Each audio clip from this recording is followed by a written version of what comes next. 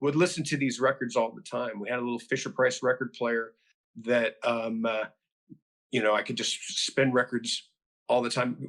When my parents had the same record and they had a scratchy one and a less scratchy one, we'd get the scratchy one, so they didn't really care. At the same time I was learning how to stack blocks, I was dropping the needle on this little Fisher Price record player.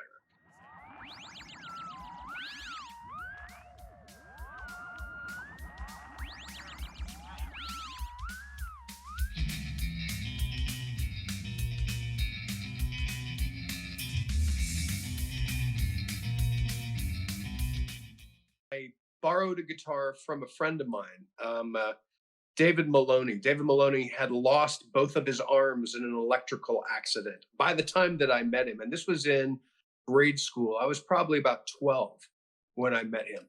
And it's this is not a tragedy. He got laid before any of us did. He could kick the head off your head from 10 feet away.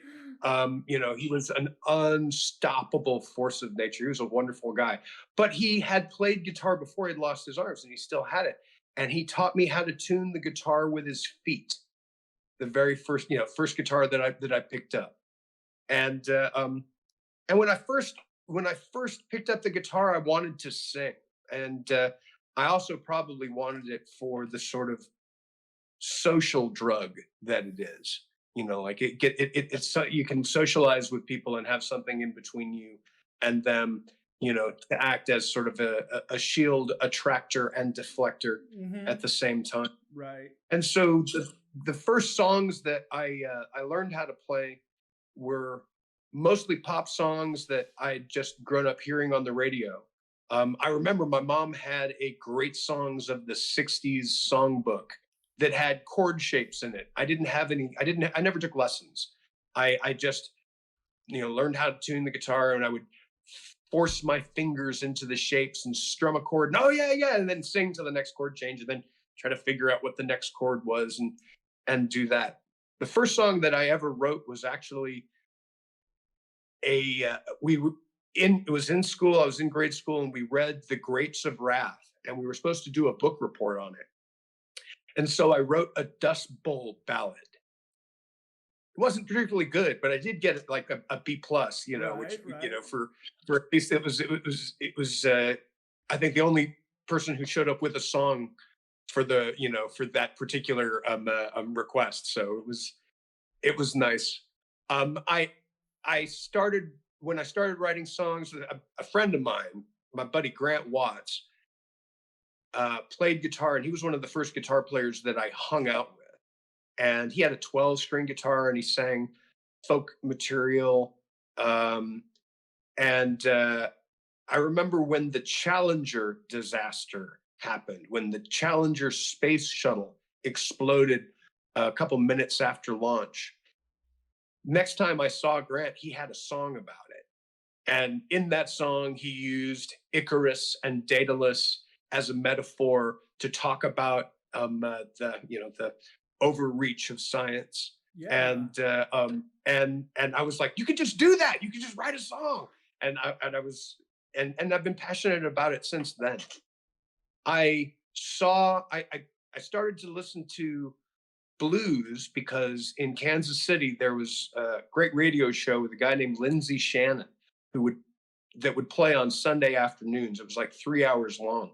And I would put my little tape recorder next to the radio and record the blues show and listen to it all week. And I was interested in music, and I would go to the public library and find all the different books that I could on music. Really, the reason why I went to the library was the records, because my mom and dad had a stack of records when they got married. And my brother, who's a year and a half older than me, and I would listen to the less scratchy one. We'd get the scratchy one, so they didn't really care. At the same time I was learning how to stack blocks, I was dropping the needle on this little Fisher Price record player. And, cool. Go play. All right. So pull out the records and start listening to them. And those records, there were a lot of musicals. There was a lot of Western music as opposed to country music, like Marty Robbins and the Sons of the Pioneers and Frankie Lane, because that was what they were into when they were younger. And so I listened to that, and when I found out at the library they had stacks of records you could just go pull anything off the wall and listen to, I started to do that, and just like, oh, there's just so much stuff here. This is, of course, pre-internet. This is when information was hard to come by. You had to go somewhere and do something in order to get to it, and just by pulling stuff off the walls, I happened to run into Robert Johnson. And I heard stuff in those recordings that was totally alien to the produced, glitzy music business stuff that was coming off of the radio. Mm-hmm. And it seemed to matter more. It seemed to be more, it just reached me more. Like there was a lot less in between, even with the gap of 50 years, 60 years, and everything being squeezed through that 78 sonic range where you just have like, if you have an EQ, it's just like one little bump.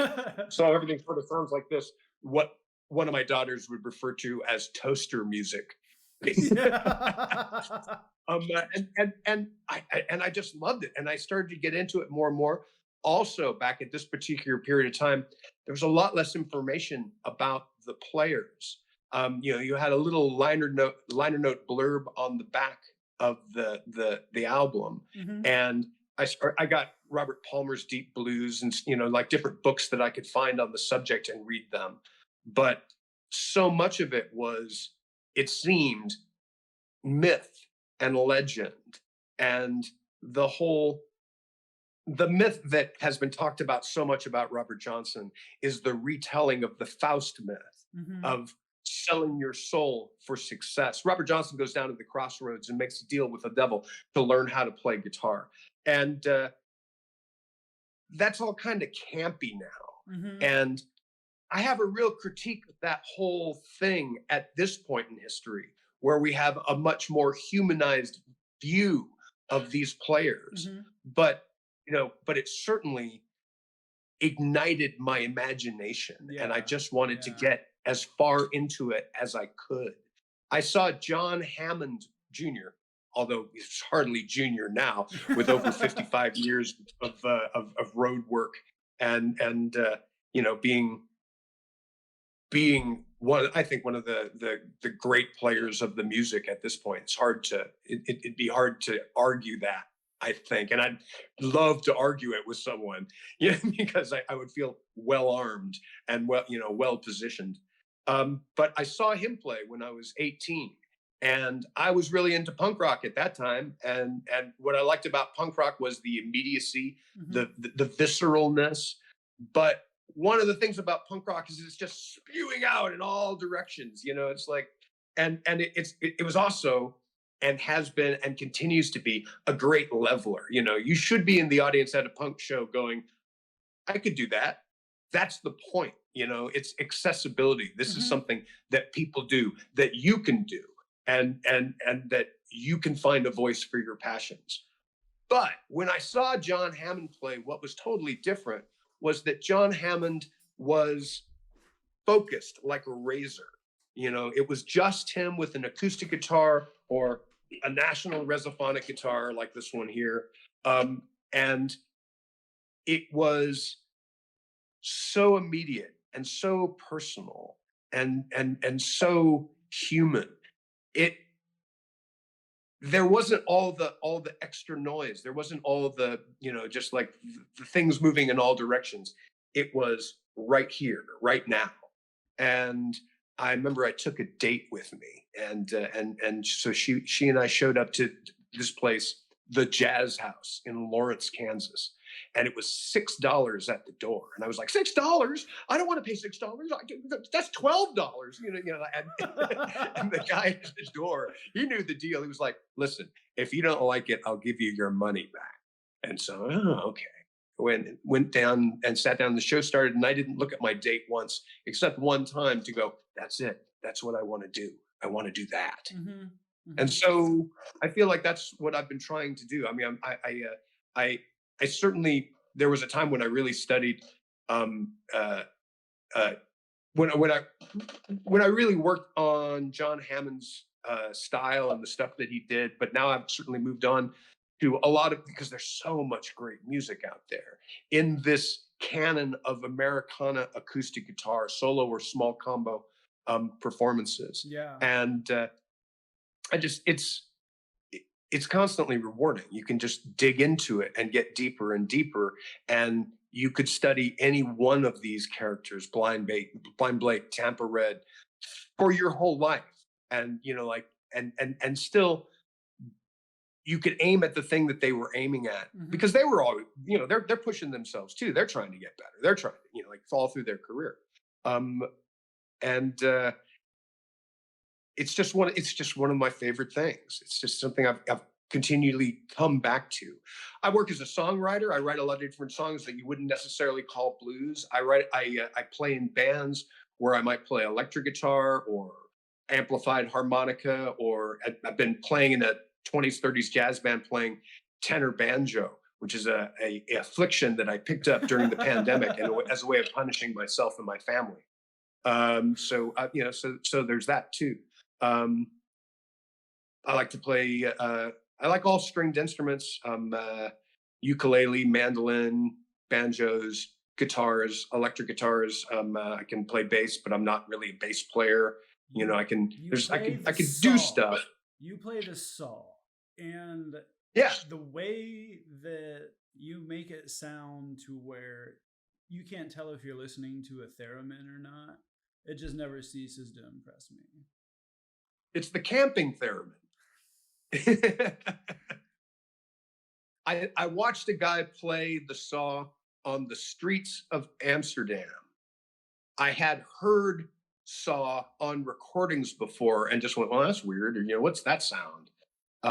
But I watched somebody play classical material, arias and just beautiful pieces. He had a boombox that had piano accompaniment.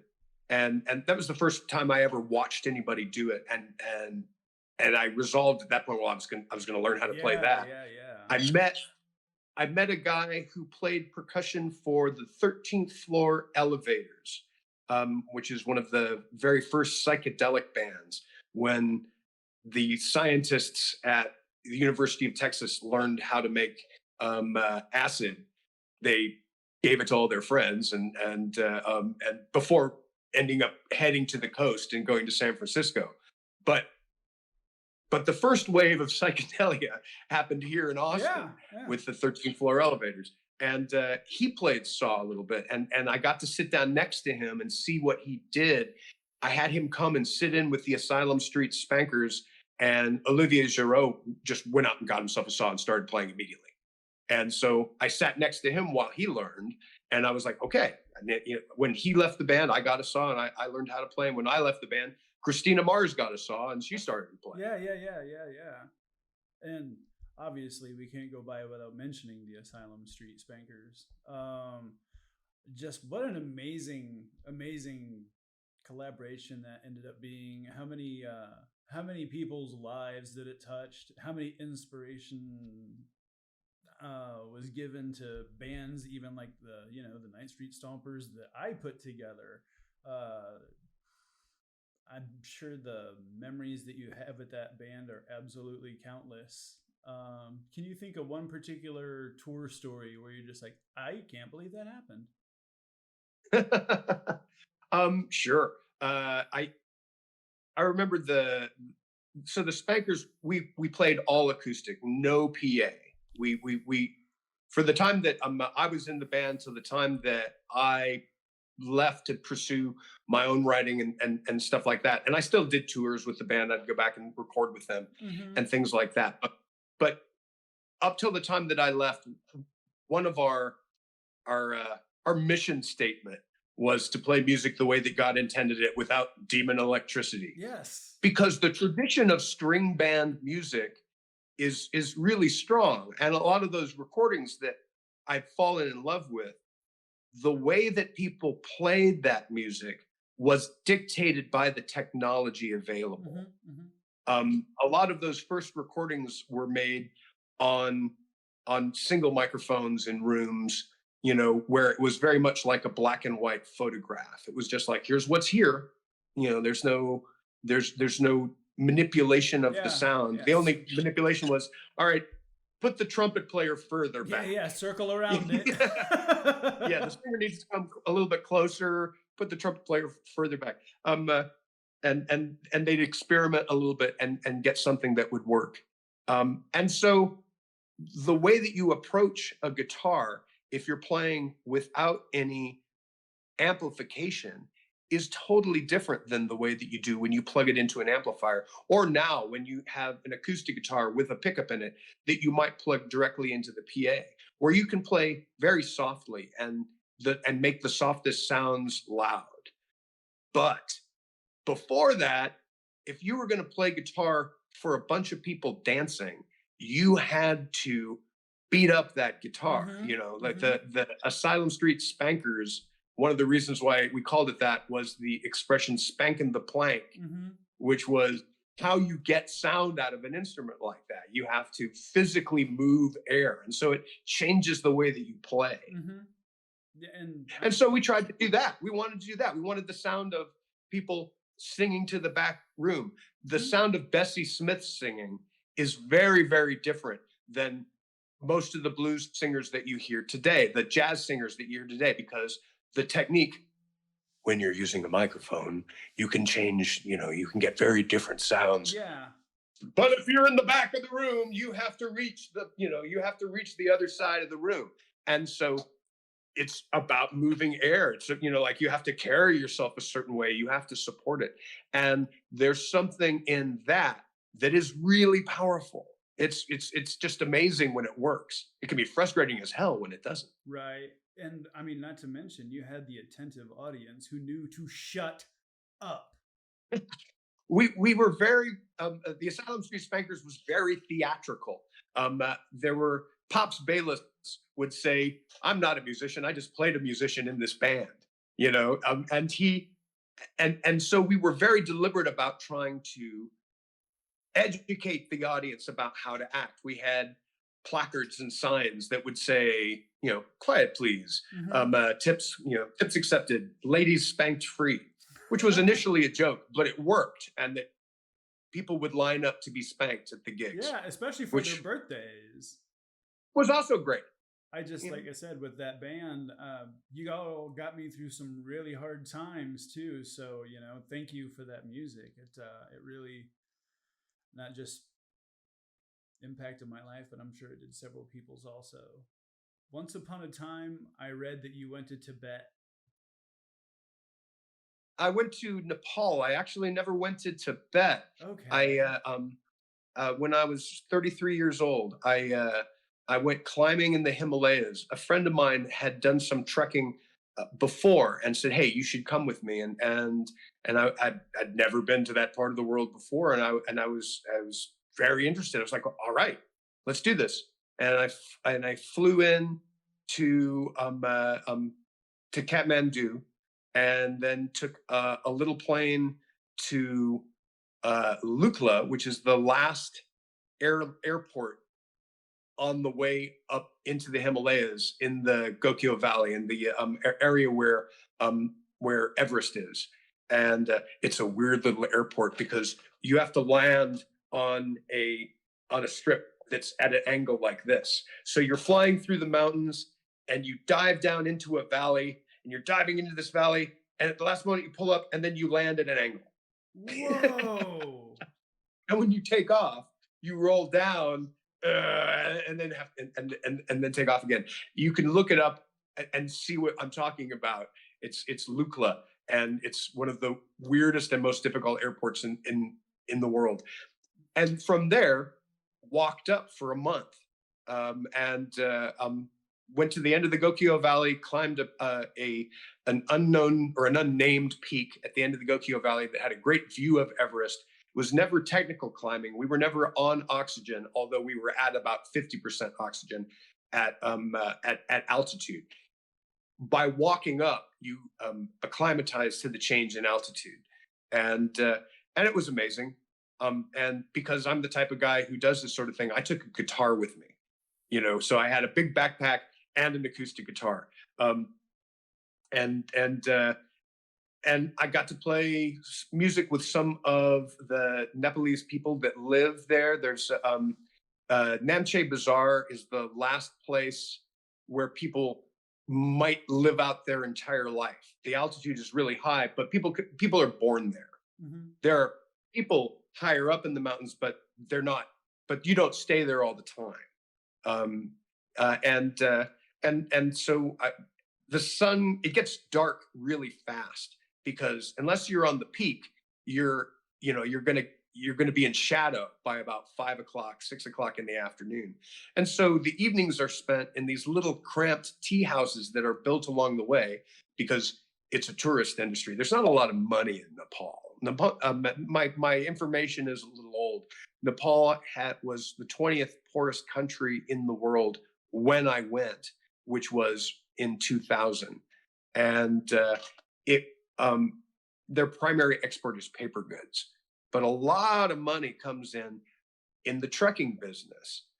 We were just hiking up on our own. We did hire a guide, a Sherpa, who went with us, but we carried our own stuff, and we stayed at tea houses and bought food along the way, as opposed to carrying stuff up, because because people do that. And you meet a lot of really, really interesting people. Yeah. Because you're going to pass everybody. Like if they're going the other way, you're going to pass everybody. There's not a lot of, there's not two ways. There's a way. Yeah. And so you have a wonderful scenes in these tiny little tea houses at night after 5 o'clock, because everybody's there, and you talk. And I brought a guitar because I don't know what I'd do without one. And when crossing the Chola Pass, I took out the guitar and played "Sitting on Top of the World," which was sort of like a goal that had occurred to me on the way. Yeah, although it only makes sense.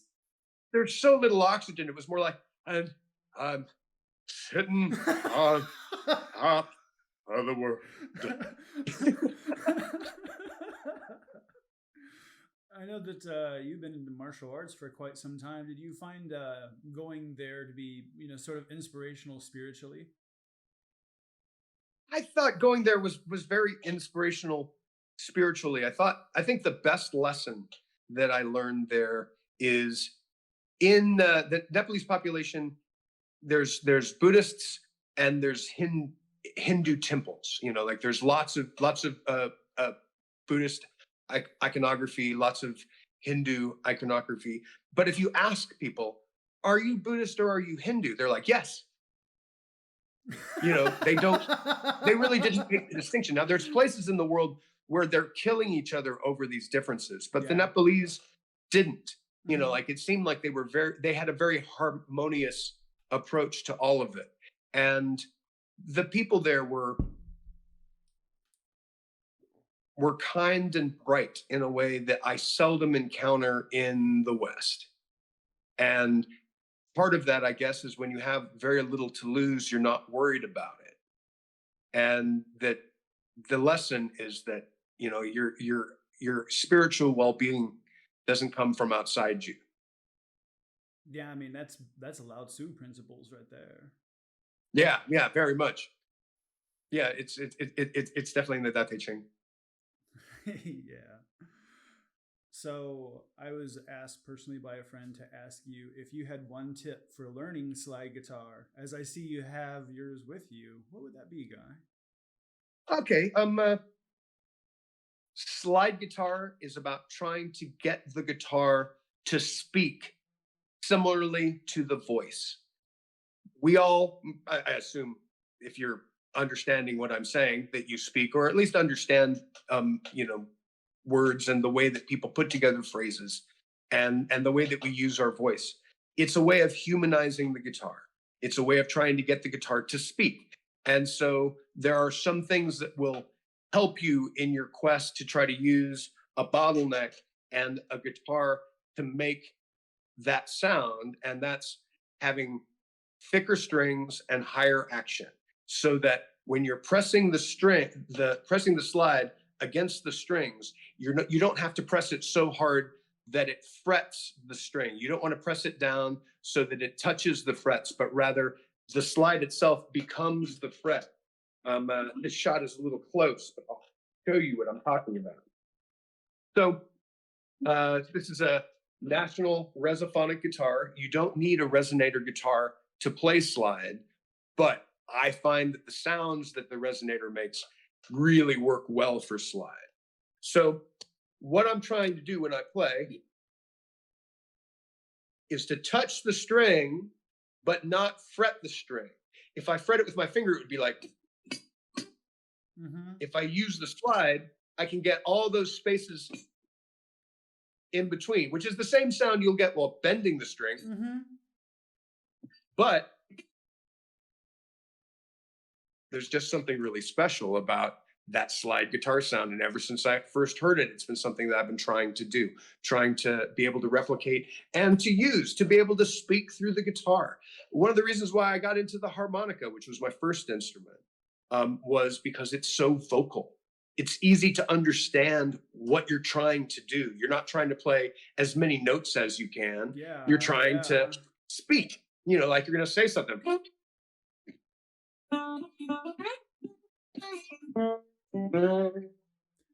With harmonica, with harmonica, it's so the opposite of like any kind of string instrument, because I really did give it the old college try, and I was like, I have to be able to control my breathing. And with every other instrument, unless it's a woodwind or brass, you don't have to worry about your breathing. You breathe as you desire. So with harmonica, every time that I would just begin playing, I'd forget. I'm like, oh, I have to be completely in control of my breath. I mean, that,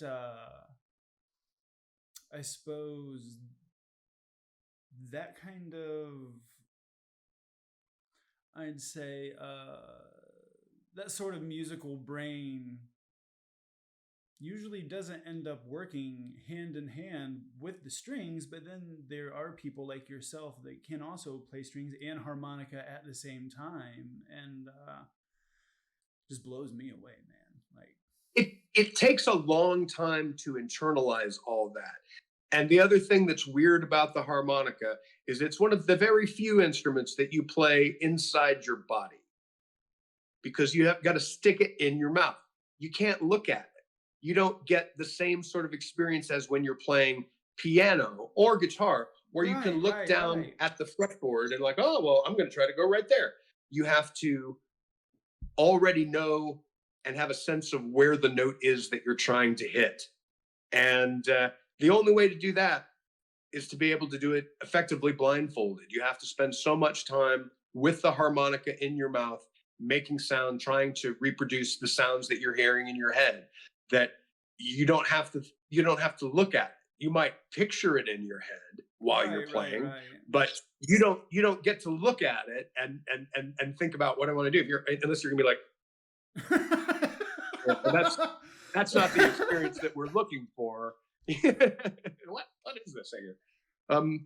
Playing harmonica like I ever seen. and harmonica, the diatonic 10-hole harmonica, and the sound of blues harp that we all will instantly recognize is, you have the benefit of it being a diatonic instrument. You don't have all 12 notes in an octave. There aren't that many reeds in the harmonica. Now, geeks like myself spend their time trying to get all 12 notes on a diatonic harmonica, which I can sort of do. You know, like if there's a melody that I want to play, I can learn how to play that melody. Even if it does have a lot of accidental notes that aren't part of the diatonic scale. There are lots of different positions that you can play on the harmonica to access the different modes and flavors in music. And there's some people that do that with awesome dexterity. Howard Levy being probably the top of the line. His ability to play almost any melody on almost any harmonica in any key, which is not easy to do, but you can do it if that's what you do causes you to practice. If that's what you want to do. Jason Ricci is another player that really is exploring what the harmonica can do in ways that I don't think anybody was doing when I first started listening, at least not to the stuff that I was listening to. A lot of the stuff that made me want to play is not complicated music. It's, like it may be demanding, but harmonically speaking, and there's a pun there, but it's not Yeah, intentional. I appreciated Harmonically that. speaking, like still the pentatonic scale is where 90% of the music that interests me is. It's just that's how it All of it. goes. An example of this is that you can play almost any old spiritual just on the black keys on the piano. Hmm. That's a metaphor for something else too. But but with only 5 notes, you can pick out those iconic songs. And and when you hear someone sing them, there's all sorts of different ways that they twist and slide and slur those notes. But the bones are those 5 notes. Hmm. Hmm. So it doesn't have to be complicated to really be enjoyable. Right. Just like food. Hmm. Sometimes a little salt is all you want on your steak. Hmm.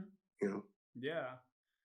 When you was talking about just discovering blues music, I think that what you was saying where it just seems like it's important. I think it's because not only does it just absolutely sound completely different from everything that was coming out at the time, because the fact it was recorded back then, but also there's no image attached to it. Like let's take like hair metal for example. You had to have the look, you had to have the colorful guitar, you had to have everything, you know what I mean? But if you discover Robert Johnson and you put it on, it's just music. It's not something that tells you you need to dress this certain way or anything like that. It's authentic, and it gives people a chance to interpret it in the most authentic ways, I think. Yeah, I know what you mean. I think that since like specific to Robert Johnson, he recorded in the 30s, Hmm. and so the pictures available of him, of which there are very few, although we're expecting a third one to come out sometime soon. We're very excited. Oh. Um, uh, um, there's so you we've seen him in a really crisp suit. We've seen him in a a pretty casual and worn shirt. It's the 30s, so I, some of the coolest men's fashion is going on at that period of Yeah. time. But also there's like people who hardly have anything at all.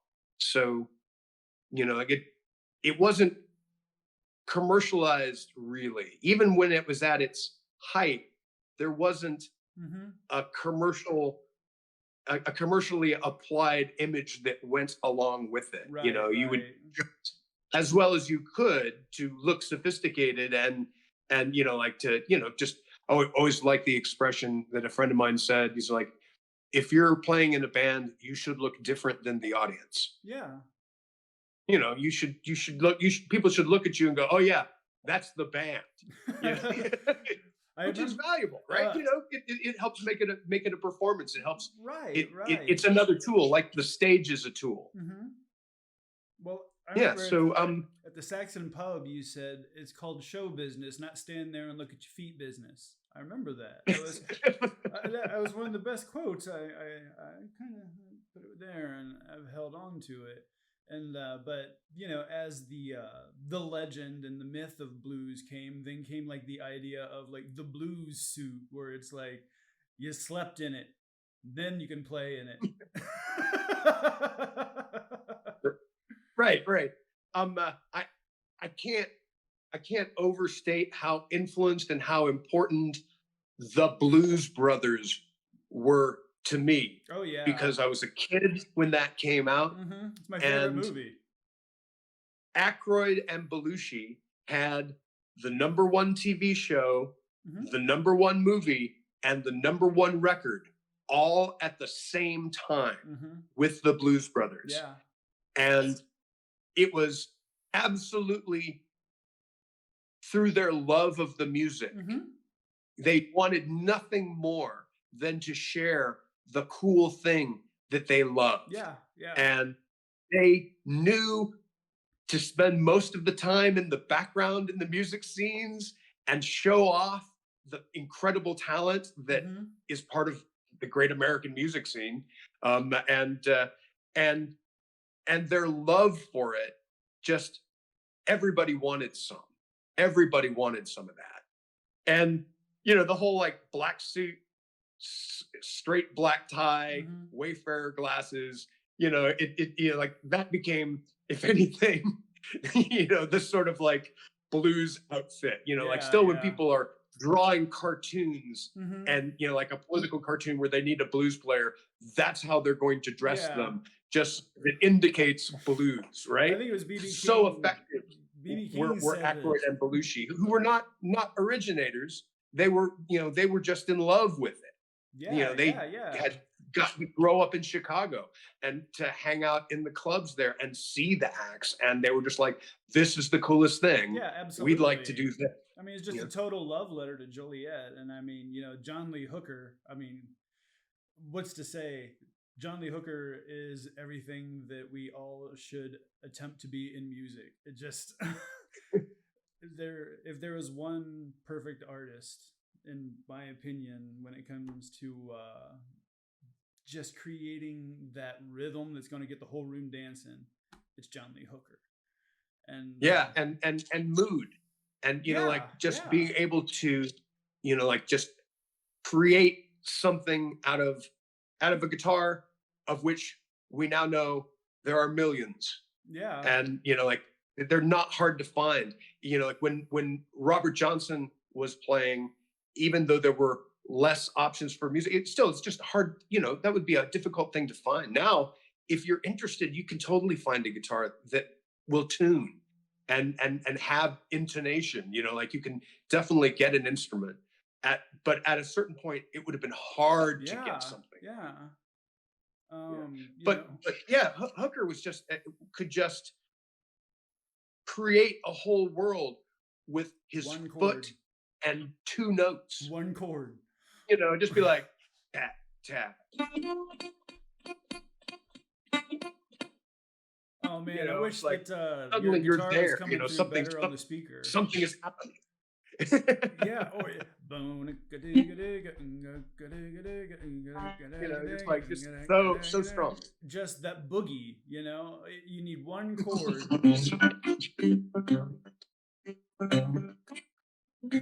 Yeah, I wish your guitar was coming through better through your phone. Unfortunately, it's barely picking it up. It's picking your voice up, but not the guitar. And lame. Yeah, that's sort of the nature of the phone. They're made to pick up vocal sounds. Yeah. So maybe to play more vocally on the guitar. It'll pick up.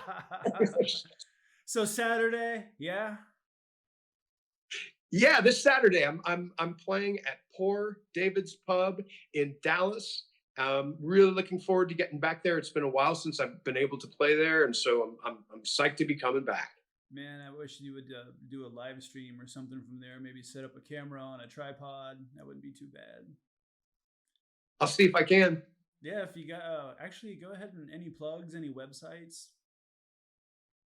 I've got something really fun coming up in October. On October 6th to the 8th, down in Big Bend, I'm going to be on the Rio Grande. It's a Texas music cruise where you get on rafts and go down the Rio Grande in Big Bend, one of the most mythic and just amazing places to see in Texas. Mm-hmm. And all the food is taken care of. People will basically do all the hard work so you can glamp as opposed to camp on the river. Spend the days on going down and looking at like Santa Elena Canyon, and in the evenings we'll camp and we'll sit around and I'll play music, and it seems like I've heard of people doing this for a long time, but I've never gotten to do it. I love camping. I love getting to be outside, and I like to play music. So it's a combination of beautiful things. Yeah. And so I sent you the link. Maybe you can tie it right into this. Absolutely. I'll go ahead and include it in with this podcast. Unfortunately, I'm in Germany. I don't think I'll be able to make it, but That sounds like a blast and a half. Thank you so much for coming on, Guy. It's been an absolute pleasure. I really enjoyed talking to you, Skip. It's great to see you again. Yeah, we're going to have to do it more often, man. Yeah, please. Yeah, thank you so much. All right. That'll be all for today. Remember, peace, love throughout the world, and don't forget to rock and roll.